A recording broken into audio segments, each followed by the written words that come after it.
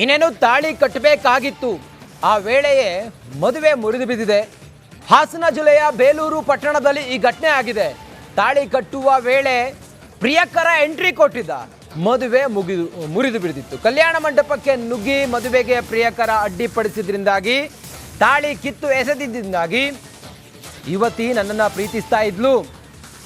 ಯುವತಿ ನನ್ನನ್ನ ಪ್ರೀತಿ ಮಾಡಿ ಈಗ ಇನ್ನೊಬ್ಬ ಯುವಕನನ್ನ ಮದುವೆ ಮಾಡ್ಕೊಳ್ತಿದ್ದಾಳೆ ಅಂತೇಳಿ ಗಲಾಟೆ ಮಾಡೋದ್ರಿಂದಾಗಿ ಮದುವೆ ಮಂಟಪದಲ್ಲಿ ಆಗ್ಬೇಕಿದ್ದ ಮದುವೆ ಮುರಿದು ಬಿದ್ದಿದೆ.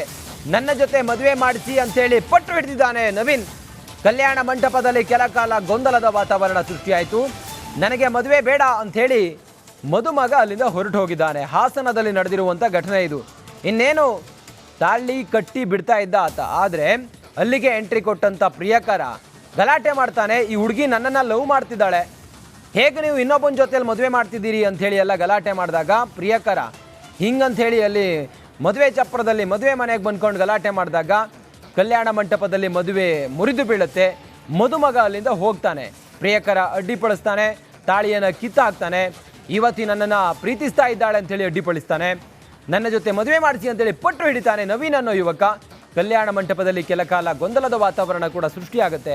ನನಗೆ ಮದುವೆ ಬೇಡ ಅಂಥೇಳಿ ಆಕೆಯನ್ನು ಮದುವೆ ಆಗಬೇಕಿದ್ದಂಥ ಮದುಮಗ ಮದುವೆ ಮಂಟಪದಿಂದ ಅಲ್ಲಿಂದ ಹೊರಟು ಹೋಗ್ತಾನೆ.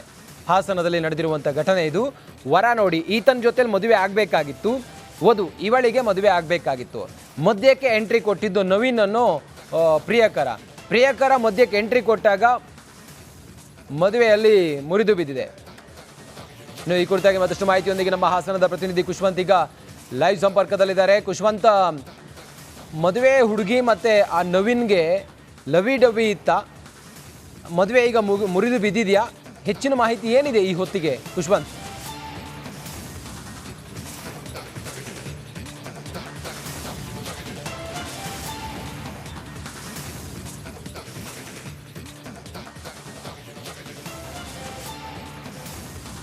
ಬಹುಶಃ ಕರೆ ಕಟ್ಟಾಗಿದೆ, ಮತ್ತೆ ಸಂಪರ್ಕ ಮಾಡೋಣ ನಮ್ಮ ಪ್ರತಿನಿಧಿ ಕುಶ್ವಂತ್ ಅವರನ್ನ. ನೋಡಿ, ಮದುವೆ ಆಗಬೇಕಿದ್ದಂಥ ಹುಡುಗಿ ಇವಳೆ.